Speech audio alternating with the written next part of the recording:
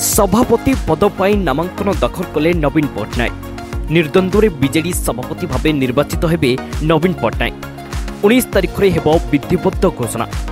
से एकाकी नामांकन पत्र दाखल करिसेंती, तेणु केवल औपचारिक घोषणा बाकी रही। नवम थर पर बीजेडी सभापति हेबे नवीन। हेले एहारी भितरी गोटे प्रश्न उठुछि, नवीन को परे क्षमता काहा हातरे?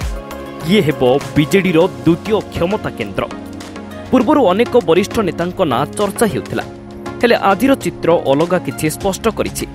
नवीन पाखरे प्रणव प्रकाश दास और बबी दासंकु देखिबाकु मिलिछि। से नवीन को बाट देखाउछंती, केउठी नामांकन पत्र रे दस्तखत करिवे ए नै बबी कहउछंती।